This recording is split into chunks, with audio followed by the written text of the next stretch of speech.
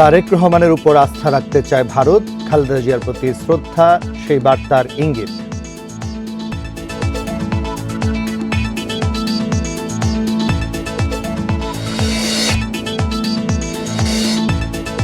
খালেদা জিয়ার মাগফিরাত কামনায় মিলাদ ও দোয়া, আসরের পর গুলশান মসজিদে আয়োজন।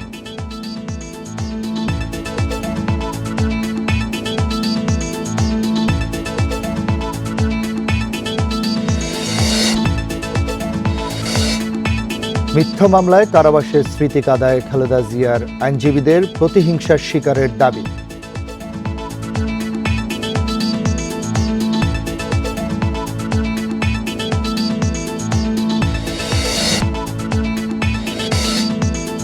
সার্ককে পুনরুজ্জীবিত করার তাগিদ প্রধান উপদেষ্টার, যমুনায় সার্ক নেতাদের সাথে সৌজন্য সাক্ষাৎ।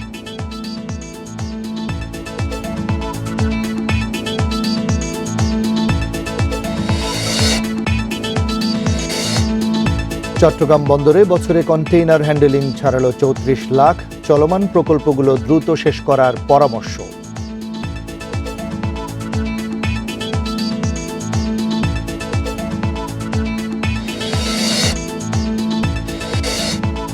ঘন কুয়াশা ও বাতাসে জেঁকে বসেছে শীত, ১৭ জেলায় বইছে মৃদু শৈত্যপ্রবাহ, দুর্ভোগে ছিন্নমূল মানুষ।